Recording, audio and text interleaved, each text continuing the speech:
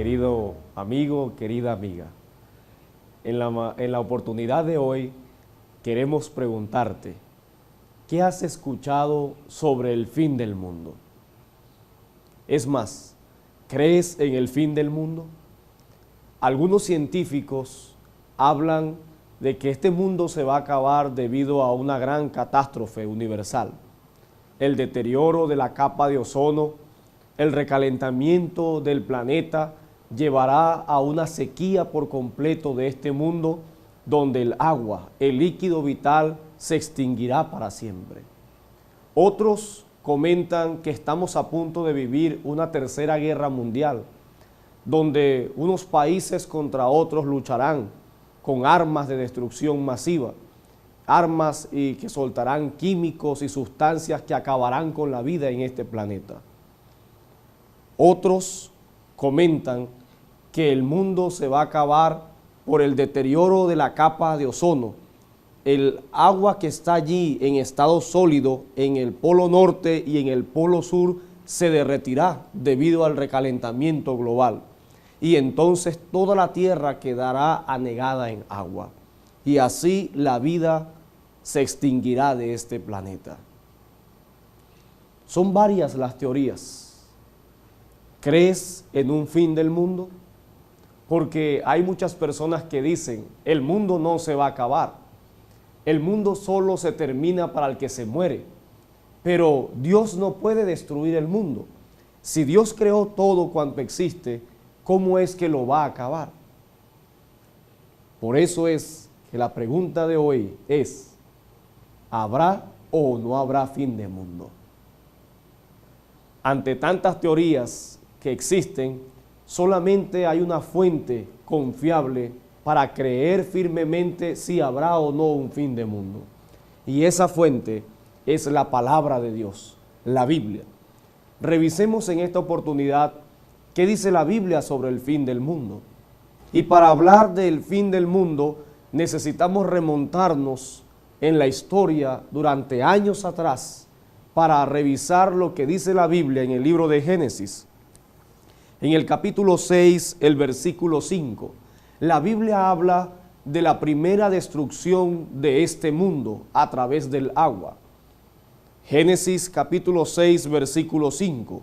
El Señor vio que la maldad de los hombres era mucha en la tierra, y que todo designio de los pensamientos del corazón de ellos era de continuo solamente el mal. Versículo 13. Así dijo Dios a Noé: decidí poner fin a todo ser viviente, porque toda la tierra está llena de violencia a causa de ellos. Por eso los destruiré con la tierra. Hazte un arca de madera. Estas fueron las palabras que Dios le dirigió a Noé en la antigüedad. Le dijo: Noé, he de destruir la tierra y sus habitantes a través de un diluvio universal, debido a la maldad de los habitantes de la tierra, porque el pensamiento de los hombres era de continuo solamente hacer el mal. Y Dios dijo: con todo el dolor de mi corazón, a menos que los hombres se arrepientan, tendré que destruirlos. Pero antes que Dios da la sentencia, primero otorga la misericordia.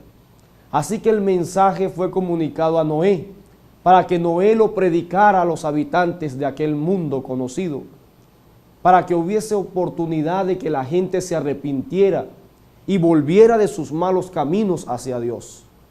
La historia bíblica continúa diciendo que durante 120 años Noé y su familia predicaron el mensaje de arrepentimiento a aquel mundo. 120 años de misericordia, de esperanza, pero la gente no hacía caso.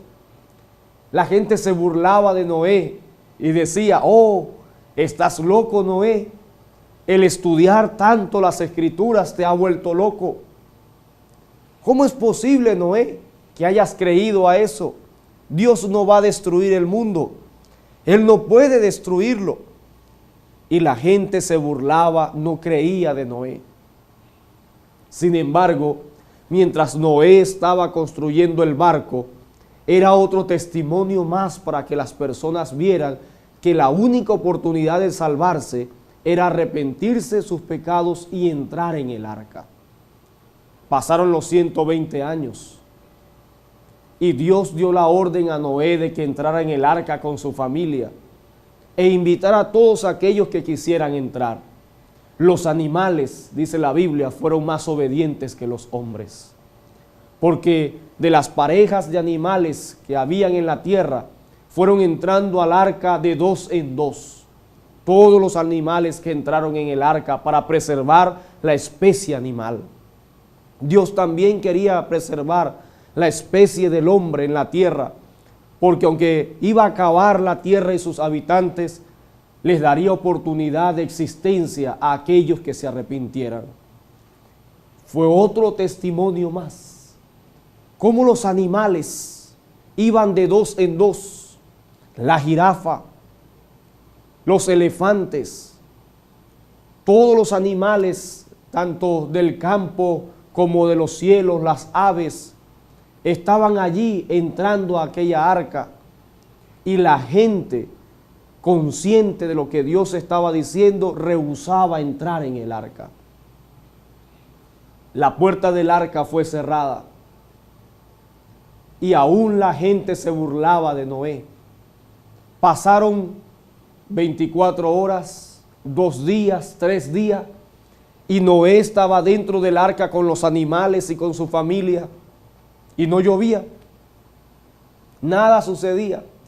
Así que la gente ahora comenzaba a gritar desde fuera del arca: ¿te das cuenta, Noé? Es una mentira, no va a llover. Ya tienes 3 días encerrado en ese barco de madera con esos animales. Sal de ahí, Noé. 4 días, 5 días, 6 días.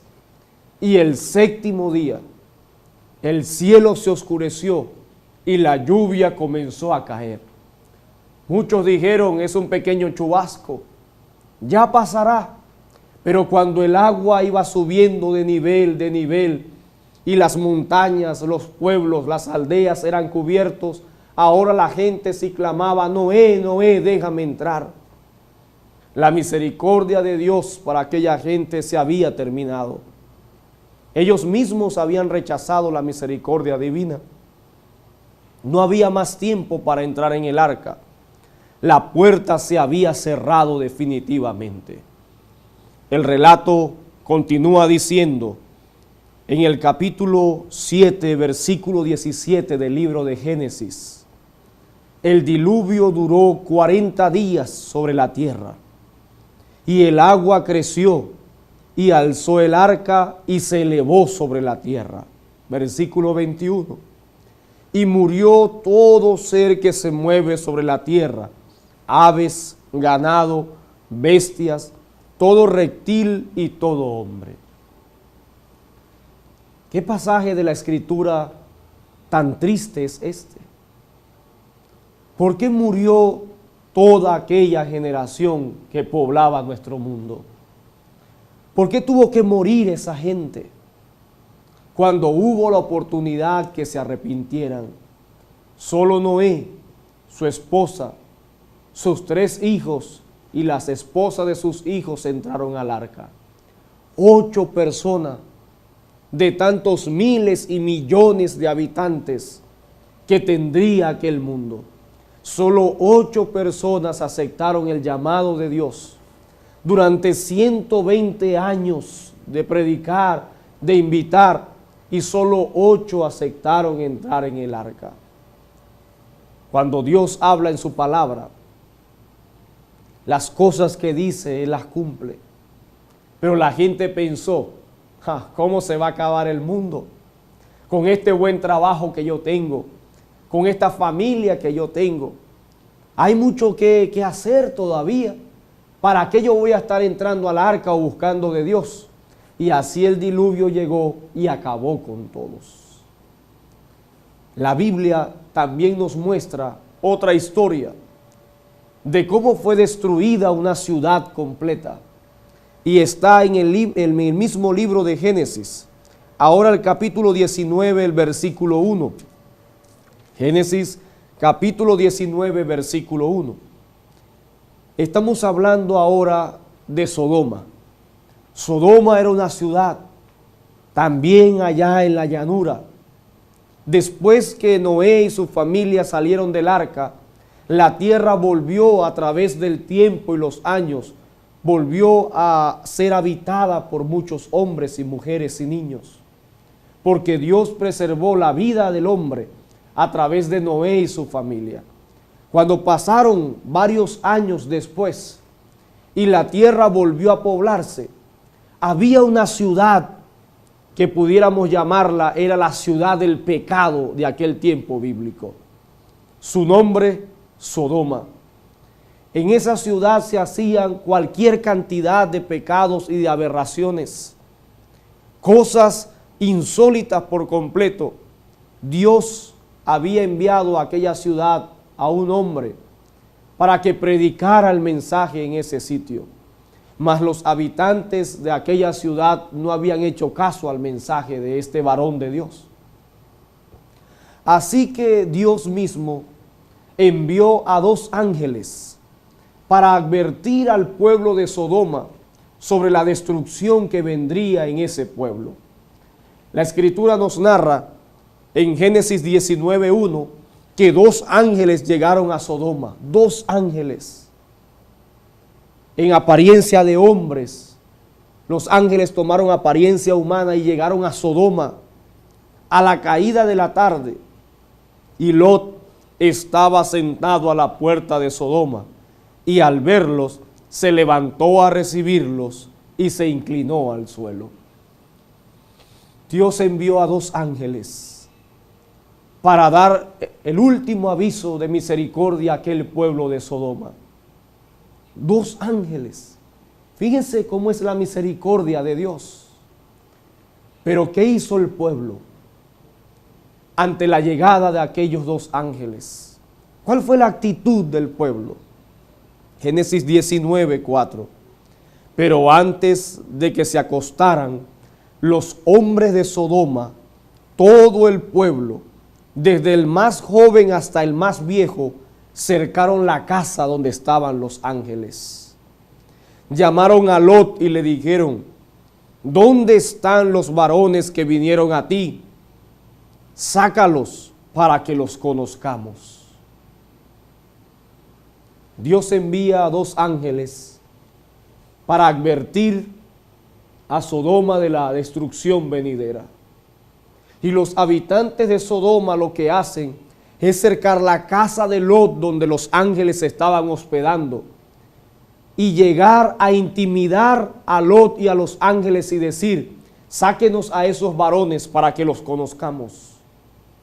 Y en esta parte de la Biblia, querido, querida, cuando el pueblo dice: sácanos a esos hombres para que los conozcamos,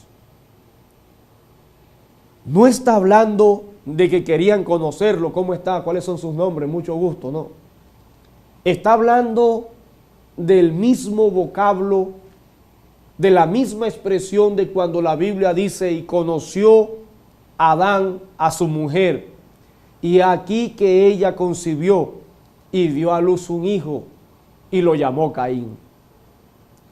Cuando el pueblo, desde el más joven hasta el más viejo, dice la Biblia, cercaron la casa, era porque querían abusar sexualmente de los ángeles.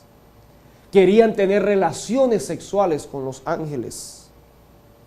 Si no hubiese sido porque Dios, a través de sus ángeles, envió una ceguera a toda la gente que estaba allí y no encontraban la casa, sino que se fueron huyendo, hubiesen violado a los ángeles. Por supuesto, los ángeles de Dios son poderosos. Eso jamás hubiese ocurrido. Sin embargo, esa era la intención de la gente de Sodoma. En vez de aceptar el mensaje de misericordia que Dios estaba enviando, querían abusar de los mensajeros que Dios les había enviado. ¿Te das cuenta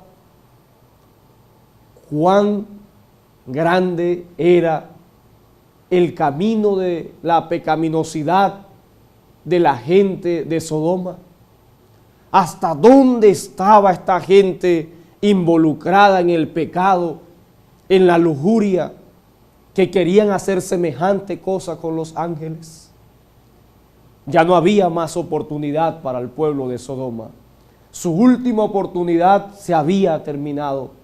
Así que Lot, inmediatamente, dice Génesis 19:14, salió y habló a sus yernos, los que iban a tomar a sus hijas, y les dijo: levantaos, salid de este lugar, porque el Señor va a destruir esta ciudad.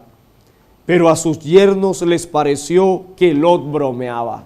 Oh, Lot, suegro, por favor, ¿vas a creer en ese cuento de que Dios va a destruir la ciudad? Dios no nos va a destruir. No te preocupes, eso es una mentira. Es más, nosotros estamos muy cómodos aquí, con nuestro trabajo, nuestras cosas, tenemos planes con tus hijas. No queremos salir, aquí estamos cómodos. Y Lot insistía a sus yernos: vámonos, apresúrense, arrepiéntanse de sus pecados y salgamos de la ciudad. Pero ellos creían que Lot bromeaba.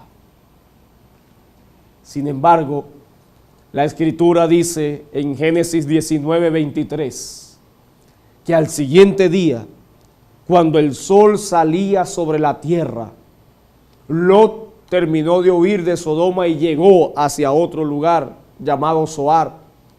Y entonces el Señor hizo llover. Fíjate bien. Entonces el Señor hizo llover desde el cielo fuego y azufre sobre Sodoma y Gomorra, y destruyó las ciudades y toda aquella llanura con todos sus habitantes y con todo el fruto de la tierra. ¿Por qué Dios destruyó a Sodoma y Gomorra? Alguien que lea esta parte de la Biblia le puede costar un poquito entender cómo un Dios de amor, cómo un Dios de misericordia es capaz de destruir toda una ciudad, las dos ciudades, Sodoma y Gomorra, desde el más pequeño hasta el más grande que habitaba en ese lugar. ¿Cómo es posible que hace años atrás, miles de años atrás, Dios destruyó a los habitantes que poblaban nuestro planeta a través de un diluvio universal? Pero no estamos hablando de lo malo que actuó Dios, no. Porque obviamos la misericordia, las oportunidades que Dios le dio a esta gente para que se arrepintieran. La vida que ellos estaban llevando, su comportamiento, el seguir viviendo, se hacía más daño para la comunidad y para el mundo. Y era mejor que esta gente muriera si no se arrepentía de sus pecados. En aquel entonces habían violaciones a cada instante. Hombres con hombres, mujeres con mujeres. Los hombres y las bestias se allegaban también. Y tantas barbaridades y tantas atrocidades. El dolor y la miseria reinaba en el mundo. Y Dios, no pudiendo contemplar más aquel cuadro triste, viendo sufrir a los niños y las niñas que nacían en aquel mundo, condenados y condenadas a morir, a ser violados, a ser abusados, abusadas. Entonces, para aquella gente el seguir viviendo era un mayor mal que el morir. Así que Dios les dio la oportunidad. No importando lo que habían hecho y cuán lejos habían ido, había oportunidad para que se arrepintieran, pero no lo hicieron. Y el Dios de misericordia entonces se convirtió en el Dios de justicia. Aquellos que se arrepintieron, aquellos que le siguieron, les dio la oportunidad de vivir. Los que entraron en el arca y los que salieron de Sodoma y de Gomorra. Ahora, es importante conocer la historia para entender en qué momento estamos en este mundo y cuál será el futuro de este planeta. Ya hemos hablado de la primera destrucción universal de la tierra a través del diluvio, donde Dios preservó la vida del ser humano y de los animales en este mundo a través de los que entraron en el arca y le obedecieron. Pero la Escritura afirma que este mundo será nuevamente destruido, si habrá un fin de mundo. Y la Biblia lo describe de la siguiente manera en el Evangelio según San Mateo, en el capítulo 24. Dice la Biblia que los discípulos tenían la misma incertidumbre, la misma pregunta que tú y que yo. Aún en los tiempos cuando Jesús vivió entre nosotros como hombre, hace poco más o menos 2000 años atrás, aún en ese tiempo se tenía la pregunta, ¿habrá o no habrá destrucción del mundo? Y es por eso que en Mateo 24:3, la Escritura dice que cuando Jesús se sentó en el monte de los olivos, se acercaron a él los discípulos aparte y le preguntaron, dinos, ¿cuándo serán estas cosas? ¿Y qué señal habrá de tu venida y del fin del mundo? La pregunta de los discípulos a Jesús fue, dinos, ¿cuándo será el fin del mundo? ¿Cuál fue la respuesta que le dio Jesús a los discípulos? Les dijo, oiréis guerras y rumores de guerra. Cuidado, no os alarméis. Esto tiene que suceder, pero aún no es el fin, porque se levantará nación contra nación y reino contra reino, y habrá pestes, hambres y terremotos en diversos lugares. Y todo esto será principio de dolores. Y dice en el versículo 25, mirad, os lo he dicho de antemano, así si os dicen aquí está en el desierto, no salgáis, aquí en las cámaras no creáis, porque como el relámpago sale del oriente y se muestra hasta el occidente, así será la venida del Hijo del Hombre. El Señor Jesucristo les dijo a sus discípulos, no les mencionaré el día y la hora en que el mundo será destruido, pero les hablaré de las señales que anunciarán la destrucción. Antes que el mundo sea destruido, dijo Jesús aquí en esta parte de las Escrituras, ustedes verán un aumento de guerras. Habrá guerras en todas partes del mundo. Habrá pestes, enfermedades que nunca antes se habían visto en el mundo. Habrá terremotos en diversos lugares. Se levantará nación contra nación y reino contra reino. Y mucha gente morirá de hambre. Eso es precisamente lo que nosotros estamos viviendo hoy en día. Estamos viviendo en medio de guerras. Millones de personas viven en pobreza y mueren, y miles mueren de hambre diariamente alrededor del mundo. Se pierden las cosechas. La gente muere de diversas enfermedades, enfermedades que aún no tienen cura, y sale una enfermedad y se descubre otra y otra. Terremotos en diversos lugares como nunca antes. Jesús dijo que cuando viéramos que todas estas cosas acontecen, entendiéramos que el fin está cerca. Y dijo que así como sale el relámpago del oriente y se muestra hacia el occidente, así será la venida del Hijo del Hombre. Así será la venida del Hijo del Hombre. Porque aparecerá en el cielo la señal del Hijo del Hombre, y todas las naciones de la tierra se lamentarán y verán al Hijo del Hombre que viene sobre las nubes del cielo con gran poder y majestad. Amén. El fin del mundo está marcado por la segunda venida de Cristo.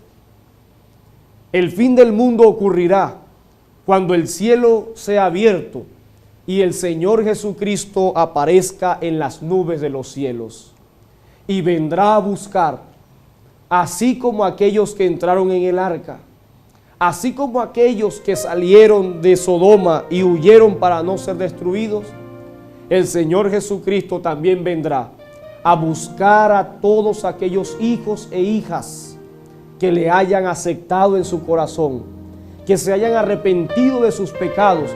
Vendrá para buscarlos y llevarlos al reino de los cielos. ¿Qué sucederá entonces con aquellas personas que sigan en su vida pecaminosa? ¿Qué sucederá con aquellos delincuentes, con aquellos pecadores, con aquellas personas que están lejos de Dios y no quieren aceptarle? La Escritura dice en 2 de Pedro, en el capítulo 3, habla de aquel día, versículo 2 de Pedro, capítulo 3, versículo 10. El día del Señor vendrá como ladrón, y entonces los cielos desaparecerán con gran estruendo, los elementos serán destruidos por el fuego, y la tierra y todas sus obras serán quemadas. Pero según su promesa, nosotros esperamos nuevo cielo y nueva tierra donde morará la justicia. Amén. El fin del mundo está marcado por dos eventos. Primero, el Señor Jesucristo aparecerá en las nubes de los cielos y vendrá a buscar a todos aquellos que le hayan entregado su vida y su corazón. Y mientras las personas se encuentran con Jesús en las nubes de los cielos, abajo esta tierra quedará incendiada completamente en llamas. Todo será destruido. No será una tercera guerra nuclear, no será una tercera guerra mundial. No quedará este planeta anegado en agua. La destrucción de este planeta será a través del fuego, lo que muchos conocen como el infierno. Pero no será un infierno, sino será el momento en el cual todo sea quemado. Y allí morirán, lamentablemente, aquellos que no quisieron arrepentirse. Porque el pecado no durará para siempre. Llegará a su fin y todo volverá a ser como en el principio, cuando Dios creó este mundo que era bueno en gran manera. Yo estoy haciendo planes para recibir al Señor Jesucristo cuando venga en las nubes de los cielos. Yo le entregué mi vida, le entregué mi corazón y anhelo ese día cuando el pecado llegue a su fin. Anhelo ese día cuando pueda estar con Él en el cielo nuevo y la nueva tierra que nos dará. Cuando recreará todas las cosas como eran buenas en el principio. ¿En qué lado quedarás? ¿Entre los que se van con Cristo al cielo o los que quedan en esta tierra destruidos por el fuego? Te animo en el nombre de Dios a que en este momento puedas decirle: Señor, yo quiero ser salvo. Dile: Señor, yo quiero ser salva. Si entras en el arca, si sales en busca del Señor en esta hora, si donde estás le dices: Señor, sálvame, Él se acercará a ti. Puedes sentir en este momento la mano de Dios sobre tu hombro, que te dice: hijo, hija, ese es mi mayor deseo, salvarte. Dios está dispuesto a perdonarte. Él te llevará al reino de los cielos, donde viviremos felices con Él para siempre. ¿Quieres decirle eso al Señor? Señor, sálvame. Díselo y Él te salvará. Que Dios te bendiga.